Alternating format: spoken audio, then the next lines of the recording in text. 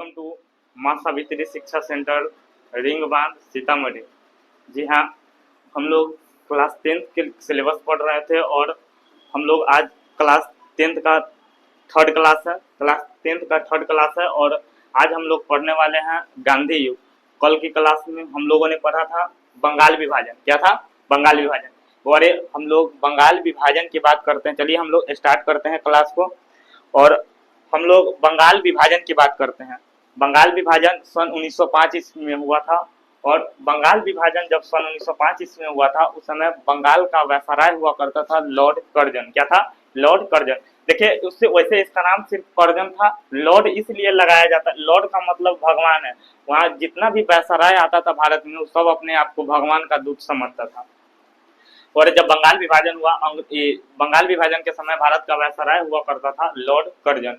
Lord Curzon ने बंगाल का विभाजन शासन प्रशासन के आधार पर करना चाहता था। जैसे कि बंगाल एक बहुत बड़ा प्रांत था, उसको शासन प्रशासन करने में दिक्कत हो रहा था, इसलिए लॉर्ड कर्जन ने सोचा कि हम बंगाल का विभाजन कर देते हैं जिससे हमको शासन प्रशासन करने में दिक्कत नहीं होगी। बाद में चल करके बंगाल विभाजन को लेकर लॉर्ड कर्जन ने बहुत सारी नीति अपनाई और उन्होंने जितना भी क्या बोलते हैं मुस्लिम धर्म का जो नेता हुआ करता था उसको वैल्यू नहीं देता था और जितना भी धार्मिक लोग होता था उस सबको इस सब नेता बना देता था। बताइए, अगर कोनो धार्मिक व्यक्ति को कोई पंडित जी पूजा करा रहा है उसको नेतगिरी में लाइएगा तो धर्म की बात करेगा। वही उसी तरह से लॉर्ड कर्जन यही सोचा और बंगाल विभाजन का एक वो मकसद था लॉर्ड कर्जन के मन में, कैसे ही करके बंगाल में हम हिंदू और मुस्लिम को दो कर दे। हिंदू और मुस्लिम दो रहेगा, अपने में अपने ही सब लड़ता रहेगा और हम लोग सीधे शांत शांत करवाएंगे, शांत रहो। वही इसका मकसद था। और इन्होंने बंगाल का विभाजन सांप्रदायिक आधार पे बोला कि हम लोग सांप्रदायिक आधार पे कर दिया, लेकिन बंगाल का विभाजन करने में वो बोला था कि हम शासन प्रशासन के आधार पे करेंगे। बाद में चल करके लॉर्ड कर्जन ने धर्म के आधार पे बंगाल का विभाजन किया और बंगाल विभाजन की घोषणा 19 जुलाई 1905 को लॉर्ड कर्जन ने कर दिया। जब 19 जुलाई 1905 को बंगाल विभाजन की घोषणा की गई तो कांग्रेसियों ने यह समझ गया था कि यह काहे बंगाल का विभाजन करना चाहता था। इस धर्म को अलग अलग करना चाहता था, हिंदू मुस्लिम में फूट तक करवाना चाहता था। इस बात के कांग्रेस के प्रमुख नेताओं ने समझ गया और कांग्रेस के प्रमुख नेताओं ने आनन फानन में कोलकाता में एक बैठक बुलाया जिसे हम लोग, और कोलकाता के टाउन हॉल में यह बैठक बुलाया गया था 7 अगस्त 1905 को। 7 अगस्त 1905 को कोलकाता के टाउन हॉल में जब बैठक बुलाया गया था तो कांग्रेसियों ने यह निर्णय लिया कि बंगाल विभाजन की घोषणा जो किया है लॉर्ड कर्जन वो वापस ले, नहीं तो हम लोग आंदोलन करेंगे। उसी 7 अगस्त 1905 ईस्वी से बंगाल में स्वदेशी आंदोलन चलाया गया। स्वदेशी का मतलब होता है अपन चीज अपनाओ और विदेशी चीज को बहिष्कार करो। स्वदेशी आंदोलन को अपनाया गया, उसी को हम लोग बंग भंग आंदोलन के नाम से जानते हैं। बंग का मतलब होता है बंग का मतलब होता है बंगाल और भंग का मतलब होता है विभाजन नहीं चाहिए। ये सारी चीज नीति अपनाई गई और इसी के चलते बंगाल में बहुत सारे क्या उग्रवादी आंदोलन चल गया था। पंजाब के क्षेत्र से लाला लाजपत राय ने किया था आंदोलन का नेतृत्व, महाराष्ट्र के क्षेत्र से बाल गंगाधर तिलक ने किया था। फिर जाकर के लॉर्ड कर्जन ने बंगाल विभाजन 16 अक्टूबर 1905 ईस्वी को कर दिया। 16 अक्टूबर 1905 ईस्वी को कर दिया और बंगाल विभाजन जब किया तो एक साइड पूर्वी बंगाल को रखा, एक साइड पूर्वी बंगाल को, एक साइड पश्चिमी बंगाल को। पूर्वी बंगाल की राजधानी ढाका को बनाया तथा पश्चिमी बंगाल की राजधानी कोलकाता को बनाया। किसको बनाया? कोलकाता को। बोरे हम बात करें तो देखो लॉर्ड कर्जन ने उसी समय कहा था कि आज हम एक ऐसा बीज बोने जा रहे हैं जो आगे चल करके बहुत बड़ा विशाल वृक्ष का रूप ले लेगा। वही हुआ। वही जो अभी पूर्वी बंगाल आप जो देख रहे हो ये वही आज के देश में बांग्लादेश है। क्या है? बांग्लादेश है। और पश्चिमी बंगाल जो था अभी यह भारत के पूर्वी दिशा में पड़ता है, लेकिन यह पूर्वी दिशा में पड़ता है, लेकिन जब बंगाल विभाजन हुआ था, बंगाल विभाजन की घोषणा की गई थी तो यह भारत के पश्चिम दिशा में पड़ता था, इसलिए इसको पश्चिम बंगाल के नाम पर इसकी राजधानी कोलकाता को बनाई गई। कोलकाता को इसकी राजधानी बनाई गई। और जब बंगाल विभाजन की घोषणा 16 अक्टूबर 1905 ईस्वी को कर दिया तो उसी दिन बंगाल वासियों ने शोक दिवस मनाया। बंगाल वासियों ने शोक दिवस 16 अक्टूबर को मनाया था। और उस समय रविंद्रनाथ टैगोर हुआ करते थे। जब बंगाल विभाजन की घोषणा हुआ तो रविंद्रनाथ टैगोर ने एक गीत लिखा था, अमार सोमार बांग्ला, अमार सोमार बांग्ला। और ये अमार सोमार बांग्ला जो आगे चल करके बांग्लादेश का राष्ट्रगीत बन गया था। क्या बन गया था? बांग्लादेश का राष्ट्रगीत बन गया था। वही हुआ। लेकिन जब स्वदेशी आंदोलन चलाए जा रहे थे तो पूरा के पूरा विदेशी वस्त्रों को जला दिया जा रहा था, चौक चौराहे पर जला दिया जा रहा था। उसी समय रविंद्रनाथ टैगोर ने कहा था कि बताइए भारत अभी इतनी गरीबी की स्थिति में है, आप इसको जो जलाते हैं ये अच्छा बात नहीं है। बहुत सारे वस्तु को जला दिया गया था। कोई टीचर आता था, भारत के आता था तो पढ़ लेता था, अंग्रेज आता था तो कॉपी किताब लेकर के चल देता था, कोई दिक्कत। बंगाल विभाजन पीछे क्लास में हम लोग इसको बता दिए थे, इसमें कोई दिक्कत होना चाहिए नहीं होना चाहिए था। 16 अक्टूबर को बंगाल विभाजन उन्होंने कर दिया था। इसी दिन हम लोग शोक दिवस के रूप में मनाते हैं।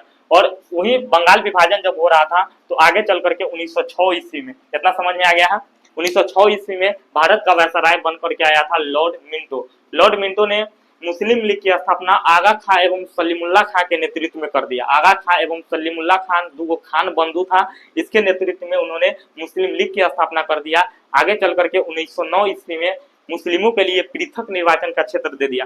पृथक निर्वाचन का मतलब होता है वो कि कोई वहां जो खड़ा होगा वो भी मुस्लिम होगा, जो वोट देने वाला होगा वो मुस्लिम होगा। उसी समय 1911 ईस्वी में बात करते हैं हम लोग 1911 ईस्वी की। हम लोग बात करते हैं 1911 ईस्वी में पढ़ाए थे।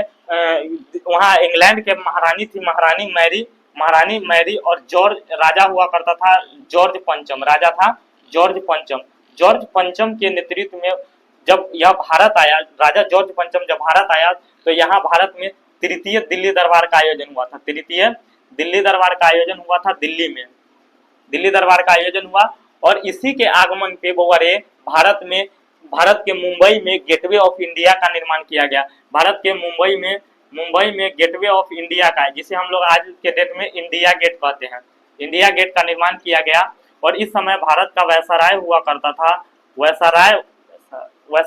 करता था लॉर्ड हार्डिंग द्वितीय। लॉर्ड हार्डिंग, हम लोग इतना पिछले क्लास में हम लोग पढ़ चुके थे कि जब बंगाल विभाजन रद्द हुआ तो उस समय भारत का वायसराय कौन था? लॉर्ड हार्डिंग द्वितीय। जब महारानी मैरी और जॉर्ज पंचम भारत में आया तो काफी उसका विरोध किया गया। बाद में चल करके जॉर्ज पंचम ने लॉर्ड हार्डिंग द्वितीय से पूछा कि बताइए हमारा विरोध यहाँ क्यों हो रहा है?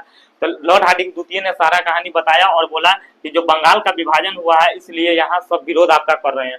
लेकिन बाद में चल करके 12 दिसंबर 1911 को तृतीय दिल्ली दरबार का आयोजन किया गया। 12 दिसंबर 1911 ईस्वी को तृतीय दिल्ली दरबार का आयोजन किया गया। इसी तृतीय दिल्ली दरबार में इन्होंने बंगाल विभाजन रद्द कर दिया। क्या कर दिया? जॉर्ज पंचम ने बंगाल विभाजन रद्द कर दिया। उस समय भारत का वायसराय हुआ करता था लॉर्ड हार्डिंग द्वितीय। समझ में आया? इतना समझ में आ गया होगा। उसके बाद लॉर्ड हार्डिंग द्वितीय ने बंगाल विभाजन को रद्द करवा दिया। फिर वही बिहार के एक नेता हुआ करते थे डॉक्टर सच्चिदानंद सिन्हा। डॉक्टर सच्चिदानंद सिन्हा के कहने पे ही बंगाल से अलग होकर के एक प्रांत का गठन किया गया जिसको हम लोग बिहार कहते हैं। और ये बिहार का गठन 22 मार्च 1912 ईस्वी को किया गया। 22 मार्च 1912। इसी 22 मार्च को हम लोग बिहार दिवस के रूप में मनाते हैं, बिहार दिवस के रूप में मनाते हैं। और इसी 22 मार्च को हम लोग विश्व जल दिवस के रूप में भी मनाते हैं, विश्व जल दिवस के रूप में भी मनाते हैं। कोई दिक्कत? इतना तक नहीं दिक्कत होना चाहिए था क्योंकि हम लोग पिछले क्लास में पढ़ चुके थे। आज जो हम लोगों को पढ़ना है वो गांधी युग पढ़ना है। क्या पढ़ना है? गांधी जी के बारे में पढ़ना है। धीरज बना करके रखिए, आधा घंटा की क्लास होगी, अच्छा होगा, मन लगेगा आप लोगों को।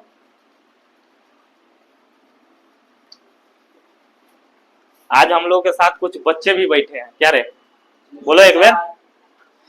सुनो, हम लोग आज गांधी युग पढ़ने वाले हैं। क्या पढ़ने वाले हैं? बंगाल विभाजन हो गया था पिछले क्लास में, आज हम लोग गांधी युग पढ़ने वाले हैं। सुनिए, गांधी युग क्या होता है। देखिए, गांधी जी दक्षिण अफ्रीका से भारत में आए 1915 ईस्वी से लेकर के जब तक भारत आजाद हुआ वो उतना देर के कालखंड को हम लोग गांधी युग कहते हैं, गांधी युग कहते हैं। वरे हम लोग बात करें महात्मा गांधी की, किसकी? महात्मा गांधी का जन्म हुआ था 2 अक्टूबर 1869 ईस्वी में। 2 अक्टूबर 1869 ईस्वी में गुजरात में, ये देख रहे हो, ये भारत का नक्शा है और यहाँ पे एगो गुजरात है। गुजरात ये राज्य है। गुजरात में एगो कठियावाड़ प्रायद्वीप है। क्या है? कठियावाड़ प्रायद्वीप के पोरबंदर में हुआ था। कहाँ हुआ था? पोरबंदर में। गांधी जी का जन्म 2 अक्टूबर 1869 को गुजरात के कठियावाड़ तट के पोरबंदर में हुआ था। गुजरात के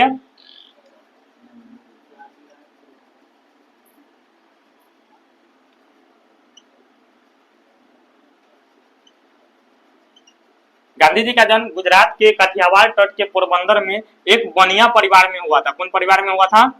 बनिया परिवार में हुआ था। अर्थात हम कह सकते हैं गांधी जी जाति से बनिए थे।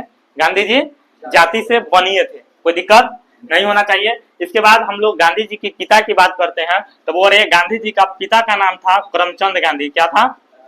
वो खाने वाला करमचंद नहीं समझ लेना, इनका नाम था करमचंद गांधी। इनकी माता का नाम था पुतली बाई। क्या था? इनकी माता जी का बात करें तो माता जी का नाम था पुतली बाई। गांधी जी का जन्म 2 अक्टूबर 1869 को हुआ और कहा जाता है कि गांधी जी का विवाह जो है ना बाल अवस्था में कर दिया गया था। गांधी जी का विवाह बाल अवस्था में कर दिया था। इसकी चर्चा हम बाद में करेंगे, लेकिन पहले हम लोग गांधी जी की शिक्षा दीक्षा की बात कर देते हैं। किसकी? गांधी जी की शिक्षा दीक्षा की बात कर देते हैं। वो अरे गांधी जी की बचपन की शिक्षा, ये बचपन की शिक्षा समझ गया होगा। गांधी जी की प्रारंभिक शिक्षा की बात करते हैं तो प्रारंभिक शिक्षा पोरबंदर में ही हुआ था। कहाँ हुआ था? गांधी जी की प्रारंभिक शिक्षा पोरबंदर में ही हुआ था। इसके बाद हम लोग बात करते हैं हाई स्कूल की शिक्षा। गांधी जी की बोवर हाई स्कूल की शिक्षा की बात करते हैं हम लोग तो हाई स्कूल की शिक्षा अल्फ्रेड हाई स्कूल राजकोट में हुआ था। कहाँ हुआ था? अल्फ्रेड हाई स्कूल राजकोट में हुआ था। वही हम लोग बात करते हैं गांधी जी की कॉलेज की शिक्षा। कहाँ की शिक्षा? कॉलेज की शिक्षा की बात करते हैं तो कॉलेज की शिक्षा गांधी जी की सामल दास कॉलेज भावनगर में हुआ था। सामल दास कॉलेज भावनगर में हुआ था। देखिए बहुत अच्छे से हम लोग पढ़ रहे हैं। ये गांधी युग से आपका क्वेश्चन फिक्स है कि पूछेगा तो पूछेगा। आज जो हम क्लास ले रहे हैं, आज के क्लास में से आपका बोर्ड में 3 से 4 गो क्वेश्चन फिक्स है कि रहेगा। जो आज हम क्लास किए हैं अभी तक जितना देर किए हैं 10-15 मिनट, और जो अभी करने जा रहे हैं उससे 3 से 4 गो क्वेश्चन रहेगा और यह क्वेश्चन लगभग आपका 10 नंबर का रहेगा। बिहार बोर्ड 2026 में इसमें से क्वेश्चन आपका 10 नंबर का रहेगा, फिक्स है। सुनिए, हम लोग कॉलेज की शिक्षा की बात करते हैं तो कॉलेज की शिक्षा सामल दास कॉलेज भावनगर में हुआ था। कहाँ हुआ था? सामल दास कॉलेज भावनगर। हम लोग देखिए गांधी जी के पिता जो थे बहुत बड़े आदमी थे, मतलब कि ये बहुत धनिक मनिक आदमी थे। यह पोरबंदर जो था ना, राजकोट है, गुजरात में एक जगह है राजकोट। राजकोट के दीवान उछलते थे। टैक्स जो होता है टैक्स यह उछला करते थे। और गांधी जी के बारे में कहा जाता है कि यह महल छोड़ करके झोपड़ी में आए थे। क्या छोड़ करके आए थे? महल छोड़ करके झोपड़ी में आए थे। और कोई अभी आज के डेट में कोनो महल छोड़ करके झोपड़ी में जा सकता है? महात्मा गांधी के पास पढ़ने के लिए बहुत कुछ था। बताइए, बहुत कुछ था पढ़ने के लिए। इतना समझ में आ गया होगा आप लोगों को? कोई दिक्कत नहीं। सुनिए, हम लोग आगे बात करते हैं गांधी जी के। देखिए आगे हम लोग विवाह की बात करते हैं। बोल रहे गांधी जी की विवाह बाल अवस्था में हुआ था और गांधी जी की विवाह जन्म से 14 साल के बाद हो गया था। जन्म से 14 साल के बाद हो गया था। अर्थात हम कह सकते हैं गांधी जी का विवाह हुआ था 1883 ईस्वी में। गांधी जी का विवाह हुआ था 1883 ईस्वी में और गांधी जी का विवाह कस्तूरबा गांधी के साथ हुई थी। कस्तूरबा गांधी के साथ हुई थी। और गांधी जी के 4 पुत्र थे। कितने पुत्र थे? 4 पुत्र थे। कस्तूरबा गांधी से गांधी जी के 4 पुत्र की प्राप्ति हुई। पहला का नाम था हरिलाल। गांधी जी के पहला बेटा का नाम था हरिलाल गांधी। दूसरा का बेटा का नाम था मणिलाल गांधी, मणिलाल। तीसरा का नाम था देवदास और चौथा का नाम था रामदास। क्या था? गांधी जी की यह 4 पुत्र थे। 4 और गांधी, किसी को हम लोग प्यार से बेटा बेटा बोलते रहते हैं कि नहीं। वहां के एक व्यक्ति हुआ करते थे जिसका नाम था जमनालाल बजाज। क्या था? गांधी जी अपना 5वां पुत्र जमनालाल बजाज को मानते थे। किसको मानते थे? गांधी जी अपना 5वां पुत्र जमनालाल बजाज को मानते थे। यह बहुत बड़े उद्योगपति थे। यहाँ तक कोई दिक्कत नहीं होना चाहिए कि महात्मा गांधी का विवाह 1883 ईस्वी में कस्तूरबा गांधी के साथ हुआ था और गांधी जी के कस्तूरबा गांधी से 4 गो पुत्र की प्राप्ति हुई। पहला का नाम था हरिदास, दूसरा का नाम था मणिलाल, तीसरा का नाम था देवदास और चौथा का नाम था रामदास। क्या था? रामदास। और गांधी जी प्यार से 5वां पुत्र मानते थे जमनालाल बजाज को। किसको? जमनालाल बजाज को। यह बहुत बड़े क्या थे?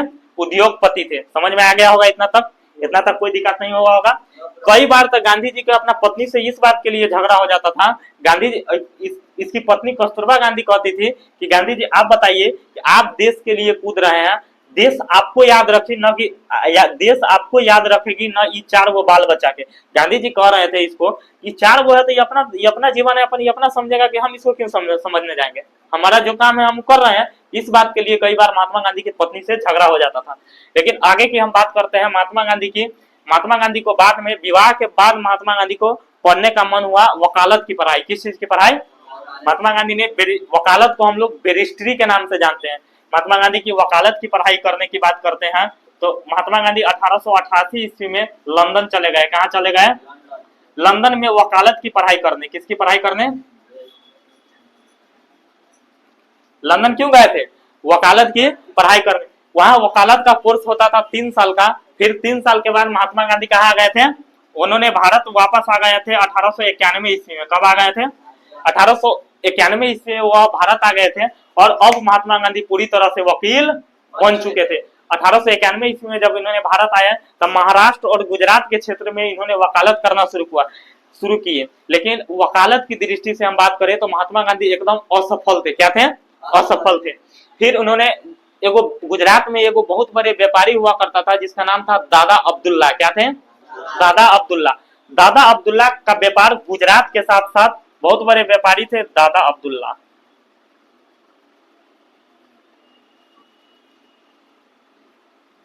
इनका व्यापार जो था ना गुजरात के साथ साथ दक्षिण अफ्रीका में भी चलता था। कहाँ चलता था?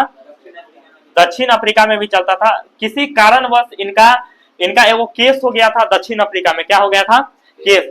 दादा अब्दुल्ला ने महात्मा गांधी से रिक्वेस्ट किया कि गांधी जी देखिए ऐसे ऐसे की बात है, आप चले जाइए कहाँ? दक्षिण अफ्रीका। हालांकि दक्षिण अफ्रीका जाने के लिए पूरा खर्च वर्च दिए थे दादा अब्दुल्ला। दादा अब्दुल्ला ने यहाँ तक कि महात्मा गांधी की ट्रेन की टिकट फर्स्ट क्लास श्रेणी का भी कटवाए थे। महात्मा गांधी ने दादा अब्दुल्ला के केस के पैरवी के लिए चले गए वहां दक्षिण अफ्रीका। कहाँ चले गए? दक्षिण अफ्रीका। महात्मा गांधी दक्षिण अफ्रीका गए थे 1893 ईस्वी में। कब गए थे? 1893 ईस्वी। हम लोग महात्मा गांधी को कहाँ लेकर के चले गए हैं? दक्षिण अफ्रीका में। देखिए क्या क्या कांड होते हैं, महात्मा गांधी क्या क्या करते। हालांकि देखिए बुआरे, महात्मा गांधी की बात करें तो महात्मा गांधी मात्र 1 साल के लिए दक्षिण अफ्रीका गए थे। कितने साल के लिए? 1 साल के लिए महात्मा गांधी दक्षिण अफ्रीका गए थे। लेकिन दक्षिण अफ्रीका के दिशा और दशा ने महात्मा गांधी को रुकने पर मजबूर कर दिया और 1 साल नहीं, महात्मा गांधी दक्षिण अफ्रीका में 21 वर्षों तक रहा था। कितने वर्षों तक रहा था? 21 वर्षों तक। एक बार की बात है, महात्मा गांधी जब दादा अब्दुल्ला के केस के लिए दक्षिण अफ्रीका गए थे, दक्षिण अफ्रीका में एगो जगह है डरबन। क्या है? डरबन से महात्मा गांधी प्रिक्टोरिया की यात्रा कर रहे थे। किसकी? प्रिक्टोरिया की यात्रा कर रहे थे। और दादा अब्दुल्ला, अब ये हम बताएं कि दादा अब्दुल्ला ने महात्मा गांधी की टिकट किस क्लास श्रेणी का कटवाया था? फर्स्ट क्लास श्रेणी का कटवाया था। लेकिन यहाँ जब महात्मा गांधी जब ट्रेन में चढ़े तो यहाँ बीच में एगो रेलवे स्टेशन आता है जिसका नाम है सेंट पीटर्स मारिट्सबर्ग। क्या है? Saint Peters Maritzburg. इस स्टेशन पर महात्मा गांधी को टीटी ने पकड़ लिया। क्या कर लिया? टीटी ने पकड़ लिया। हालांकि दक्षिण अफ्रीका में होता क्या था, वहां गोरा और काला को भेदभाव की नीति अपनाई जा रही थी। खूब वहां गोरे लोगों के लिए अलग ट्रेन की व्यवस्था होता था और काला लोगों के लिए अलग। गोरा लोगों के लिए एसी फर्स्ट क्लास एसी होता था और करिया लोगों के लिए क्या होता था? लोकल ट्रेन होता था। लेकिन महात्मा गांधी करिया होकर के किसमें बैठे थे? एसी में। किसमें? एसी में। पता है ना? एसी में बैठे थे। और Saint Peters Maritzburg railway station पर महात्मा गांधी को टीटी मिला और कहा कि बताओ तुम कहां से हो। इन्होंने कहा कि हम भारत से हैं और पूरा के पूरा फर्स्ट क्लास श्रेणी का टिकट दिखाया। लेकिन उन्होंने कहा कि दक्षिण अफ्रीका में कोई भी कुत्ता और भारतीयों को इस ट्रेन में चढ़ने से मना है, चढ़ने नहीं दिया जाता।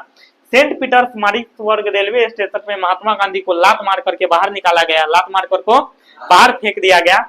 बाद में चल करके महात्मा गांधी को यह बात दिल पे लग गया और वहीं से महात्मा गांधी ने अब सोच लिया कि हमको भारतीय के लिए कुछ न कुछ करना है। महात्मा गांधी ने दक्षिण अफ्रीका में हो रहे भारतीयों के जो अत्याचार हो रहा था उसके लिए महात्मा गांधी एकदम टूट पड़े और इसकी केस करने के लिए महात्मा गांधी चले गए लंदन। कहाँ चले गए? इतना समझ में आ गया होगा आप लोगों को। इसकी केस के लिए महात्मा गांधी कहाँ चले गए? लंदन। अब हम लोग कहाँ चलते हैं महात्मा गांधी को लेकर के? लंदन। लंदन जब जा रहे थे महात्मा गांधी तो उन्होंने एक पुस्तक की रचना किया था जिनका नाम था हिंद स्वराज। क्या था? हिंद स्वराज। इसी हिंद स्वराज पुस्तक में महात्मा गांधी ने ब्रिटिश संसद को, ब्रिटेन की संसद को बाज और बेस्या औरत से तुलना किया है। क्वेश्चन पूछेगा, बताइए कि ब्रिटिश संसद को बाज और वेश्या औरत से तुलना किसने किया है?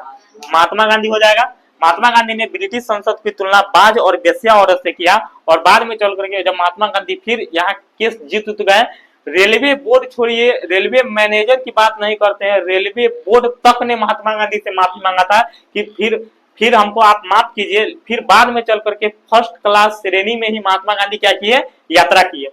और दादा अब्दुल्ला को केस करने गए थे, गांधी जी ने दादा अब्दुल्ला को केस जिता भी दिया। क्या किए? केस जिता भी दिए।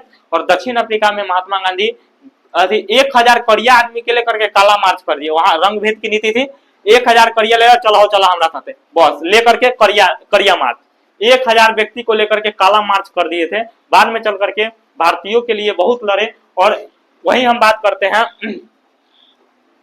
देखिए महात्मा गांधी की बात करते हैं तो महात्मा गांधी 1894 ईस्वी में नटाल कांग्रेस की स्थापना किया था। किसकी स्थापना किया था? ये अभी हम लोग दक्षिण अफ्रीका में, कहा है? दक्षिण अफ्रीका में नटाल कांग्रेस की स्थापना किए। और वहीं हम लोग बात करते हैं, फिर आगे चल करके महात्मा गांधी 1904 ईस्वी में डरबन में फिनिक्स फॉर्म की स्थापना किए। किसकी स्थापना किए? फिनिक्स फॉर्म की स्थापना किए। 1910 ईस्वी की बात करते हैं बोरे, तो महात्मा गांधी टॉल्स्टॉय से बहुत प्रभावित थे। तुम लोग पढ़ाए थे पीछे, पहला दूसरा चैप्टर में पढ़ाए थे लियो टॉल्स्टॉय के बारे में। महात्मा गांधी टॉल्स्टॉय से बहुत ज्यादा प्रभावित थे, इसलिए दक्षिण अफ्रीका में महात्मा गांधी 1910 ईस्वी में टॉल्स्टॉय फॉर्म की स्थापना किए। टॉल्स फॉर्म की स्थापना किए। कोई दिक्कत इतना में नहीं होता होगा तुम लोग को? पूरा अच्छा है? जय हिंद। अच्छा है ना रे? जय गंगे, जय गंगे। चलो इतना समझ में आया। अब हम लोग दक्षिण अफ्रीका में महात्मा गांधी पूरा भारतीयों के लिए लड़े, और पूरा महात्मा गांधी ने भारतीयों को जिता दिया। भारतीयों को जिता दिया। पूरा के पूरा दक्षिण अफ्रीका में अंग्रेज के पानी पिया जाता, एकदम करिया थे, वैसा ही करिया थे कि एकदम काला काला पहनते थे, कोट उट पहनते थे, एकदम हिला दिए थे दक्षिण अफ्रीका में। सुनो, अब हम लोग गांधी जी को लेकर के आते हैं कहाँ?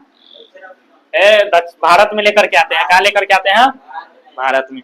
अब महात्मा गांधी आ गए हैं भारत में। सुनो, दक्षिण अफ्रीका जब भारत को जरूरत पड़ा महात्मा गांधी को, तो भारत से मैसेज भेजा गया महात्मा गांधी को कि देखिए गांधी जी, आप दक्षिण अफ्रीका में बहुत चीज कर लिया, आइए आप कहाँ?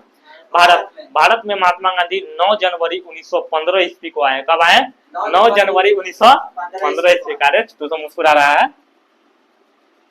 9 जनवरी 1915 ईस्वी। हमारा क्लास में एगो विद्यार्थी है, वो कॉपी में लिखल है बेटी बचाओ बेटी पढ़ाओ। बेचारा वो दिन भर ये टेंशन में रहता है, बेटी पढ़ाओ बेटी बचाओ, तो बेटा कहाँ जाएगा? दिन भर खाना वो नहीं खाया है, बता।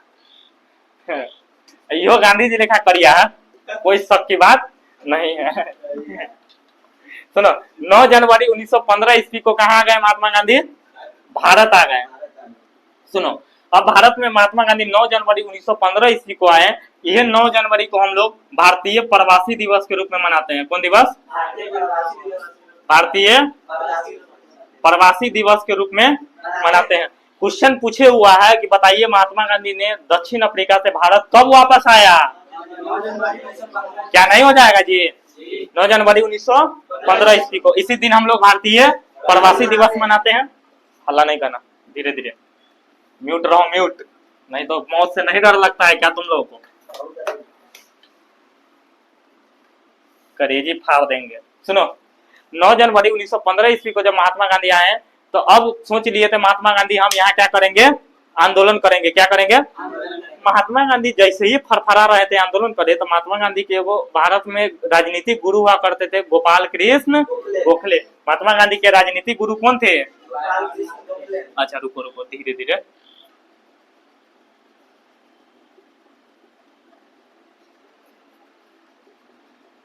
महात्मा गांधी के राजनीतिक गुरु हुआ करते थे गोपाल कृष्ण। इन्होंने कहा था कि बुआ बिहार जा रहा है तुम लोग भारत। कहाँ? भारत में आदमी सब डंटा उंटा टाइट ले रखता है, वहां तुम ठीक ठाक से रहना नहीं रहेगा। 1 साल तक तू खाली विद्यार्थी जीवन बिताना। क्या है? कौन जीवन? महात्मा गांधी ने गोपाल कृष्ण गोखले के कहने पर ही महात्मा गांधी 1 साल तक विद्यार्थी की तरह जीवन बिताया। और 1916 ईस्वी में इन्होंने एक आश्रम की स्थापना की है, जिसे हम लोग साबरमती आश्रम कहते हैं। कौन मती? महात्मा गांधी ने साबरमती आश्रम की स्थापना बोरे अहमदाबाद में की है। कहाँ की है? आपका क्वेश्चन बैंक देख लीजिएगा। क्वेश्चन बैंक 2 से 3 बार क्वेश्चन पूछे हुआ है। बात बताइए कि महात्मा गांधी ने साबरमती आश्रम की स्थापना कब की? 1916 ईस्वी में। कहाँ? अहमदाबाद। यो क्वेश्चन पूछे हुआ है कि बताइए महात्मा गांधी के राजनीतिक गुरु कौन थे? गोपाल कृष्ण गोखले आए और 1916 ईस्वी में इन्होंने साबरमती आश्रम की स्थापना कर दी। अब यहाँ कांग्रेस का अधिवेशन चल रहा था। क्या चल रहा था? कांग्रेस का। उससे पहले हम लोग बात करते हैं। देखिए, महात्मा गांधी सत्य और अहिंसा के पुजारी थे। क्या थे? महात्मा गांधी की बात करें बोले तो महात्मा गांधी सत्य और अहिंसा के पुजारी थे और इन्होंने देश में नहीं बल्कि पूरे विश्व में इन्होंने अहिंसा का पाठ पढ़ाया। किस चीज का? इन्होंने पूरे विश्व में अहिंसा का पाठ पढ़ाया। इसलिए महात्मा गांधी के जन्म दिवस 2 अक्टूबर को हम लोग अंतर्राष्ट्रीय अहिंसा दिवस के रूप में मनाते हैं। अंतर्राष्ट्रीय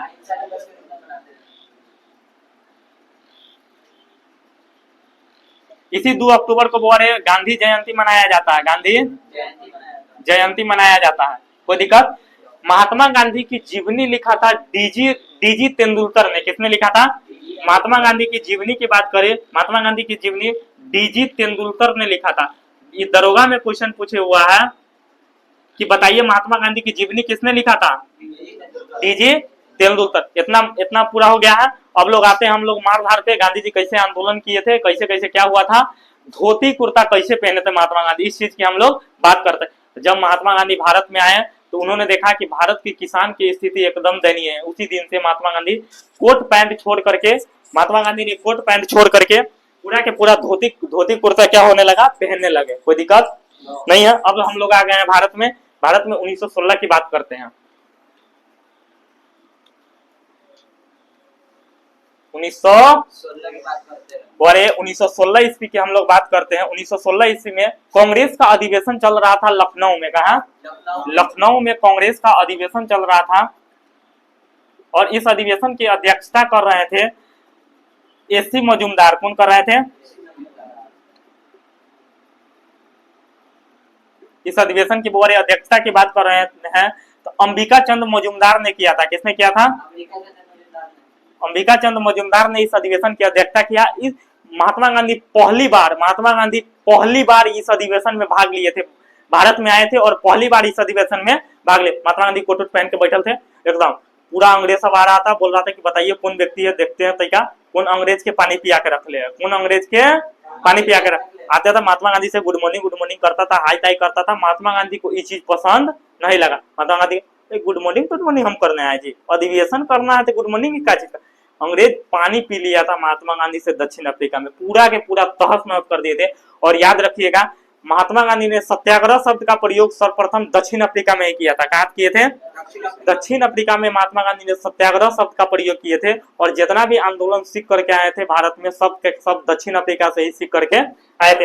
एसी मजूमदार इस अधिवेशन की अध्यक्षता कर रहे थे। महात्मा गांधी को सब हाई गुड मॉर्निंग कर रहा था। महात्मा गांधी बीच अधिवेशन छोड़ करके भाग आए। बाहर में जाए तो अधिवेशन। अंबिका चंद्र मजूमदार हल्ला करते हैं गांधी जी बाद में जाए तो। जब गेट पर निकल रहे थे तो उनको बिहार का एक किसान नेता हुआ करता था राजकुमार शुक्ल। कौन हुआ करते थे? बिहार के एक किसान नेता राजकुमार शुक्ल से महात्मा गांधी की क्या हुई? मुलाकात हुई। बिहार के एक किसान नेता राजकुमार शुक्ल से महात्मा गांधी की मुलाकात हुई। वो राजकुमार शुक्ल ने ही महात्मा गांधी को कहा था कि देखिए गांधी जी, आप आइए कभी चंपारण। कहाँ आइए?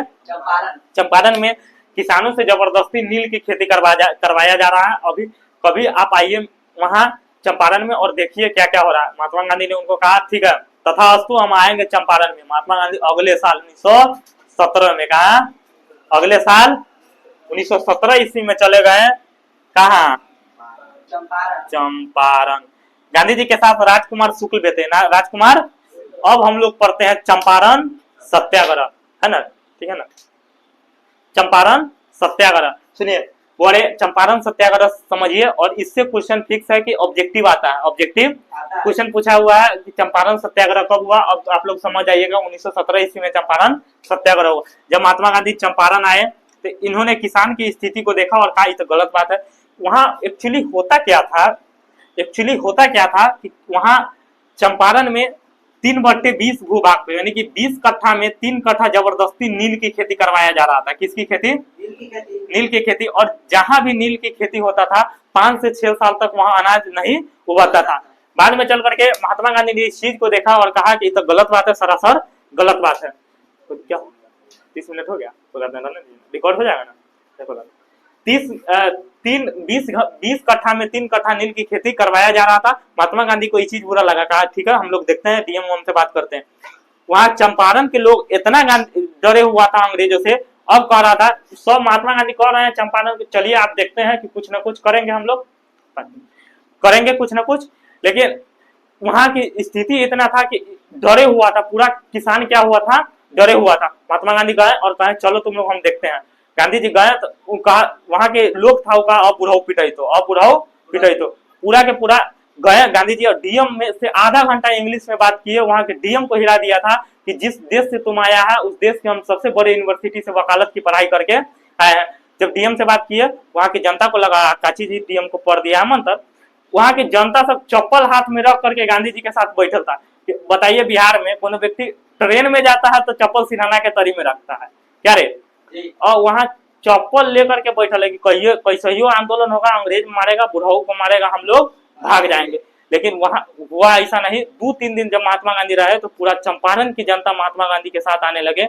और महात्मा गांधी से उस समय इरविन ने मिलने का मौका मिला। इरविन ने कहा कि हम महात्मा गांधी से मिलना चाहते हैं। और इरविन का रसोईया हुआ करता था बत्तख मियाँ। कौन था? बत्तख मियाँ।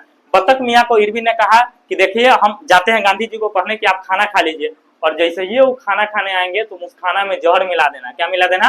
लेकिन गांधी जी भाप गए थे कि इरविन छोटा कुछ न कुछ करेगा। बाद में इरविन ने गांधी जी से कहा कि आइए दूध पी लीजिए। क्या कीजिए? दूध पीने का आमंत्रित दिया। गांधी जी ने इस बात को लेकर राजी हो गए कि हम दूध पिएंगे। दूध पीने के संदर्भ में बत्तख मियाँ को कहा गया था कि तुम दूध में जहर मिला देना। क्या मिला देना? लेकिन बत्तख मियाँ ने कहा कि आज हम भारत के क्रांतिकारी व्यक्ति को हम जहर मिला करके देते हैं तो ऐसा भारत कभी नहीं आजाद हो सकता है। और बत्तख मियाँ ने महात्मा गांधी को दूध दिया लेकिन उसमें जहर नहीं मिलाया। बाद में चल करके महात्मा गांधी की जान किसने बचाई? बत्तख। बीपीएससी में यह क्वेश्चन पूछे हुआ है कि बताइए महात्मा गांधी चंपारण सत्याग्रह के दौरान महात्मा गांधी की जान किसने बचाई थी? बत्तख मियाँ ने। कोई दिक्कत नहीं है। अब चंपारण सत्याग्रह जब लोकप्रिय होने लगा तो बिहार के बहुत सारे कांग्रेसी नेता इस आंदोलन में भाग लेने लगे थे, जैसे रविंद्रनाथ टैगोर, डॉक्टर राजेंद्र प्रसाद, अनुग्रह नारायण सिन्हा। चंपारण सत्याग्रह की लोकप्रियता को देखते हुए चंपारण में अंग्रेज ने चंपारण एग्रोसिएशन कमेटी का गठन किया था। कौन कमेटी का? चंपारण एग्रोसिएशन कमेटी का अध्यक्ष हुआ करता था फ्रेंच सलाई। कौन था? फ्रेंच सलाई हुआ करता था। और इसका सदस्य महात्मा गांधी भी हुआ करता था। लेकिन बाद में चल करके महात्मा गांधी ने फ्रेंच सलाई को अपने पक्ष में कर लिया कि आप इस 3 कठिया प्रणाली को खत्म कीजिए। फ्रेंच सलाई ने बाद में चल करके यह घोषणा किया कि भारत से यह 3 कठिया प्रणाली क्या हो रहा है? खत्म हो रहा है। और जितना भी अवैध टैक्स दिया जाता था अंग्रेज ने 25% टैक्स वापस भी लौटाया। कितना परसेंट टैक्स? 25% टैक्स। जब एकदम चंपारण सत्याग्रह हूबहू हो गया, वहां की जनता ने कहा अब फरिश्ता मिल गया, अब फरिश्ता मिल गया। तब तक वहां एक व्यक्ति हुआ करते थे रविंद्रनाथ टैगोर। कौन हुआ करते थे? रविंद्रनाथ टैगोर। रविंद्रनाथ टैगोर ने महात्मा गांधी को कहा कि अब तो महात्मा है आप, अब तो आप महात्मा हैं। चंपारण सत्याग्रह सफल होने के बाद रविंद्रनाथ टैगोर ने कहा था कि आप महात्मा हैं। अतः रविंद्रनाथ टैगोर ने ही महात्मा गांधी को महात्मा की उपाधि दिया था। किसको? महात्मा की उपाधि महात्मा गांधी को किसने दिया था? रविंद्रनाथ टैगोर। इसके बाद रविंद्रनाथ टैगोर ने कहा था कि आप गुरुदेव है। क्या है? गुरुदेव है। अर्थात रविंद्रनाथ टैगोर के महात्मा गांधी ने गुरुदेव की उपाधि दिया था। किसकी उपाधि दिया था? गुरुदेव की उपाधि। और चंपारण सत्याग्रह को इस तरह से सफल बनाया गया था। चंपारण सत्याग्रह को इस तरह से सफल। चंपारण सत्याग्रह जब महात्मा गांधी कर रहे थे तो उस समय दक्षिण भारत के कुछ किसान लोग महात्मा गांधी का विरोध कर रहे थे। और उसी में एक व्यक्ति हुआ करते थे एनजी रंगा। कौन हुआ करते थे? एनजी रंगा ने महात्मा गांधी का विरोध किया। फिर भी महात्मा गांधी चंपारण सत्याग्रह किए और सफल बना दिए। अब अगले दिन है अहमदाबाद मिल मजदूर। क्या है? अहमदाबाद। इतना ही करके हम इस लेक्चर को समाप्त करते हैं। जय हिंद, जय भारत, जय बिहार।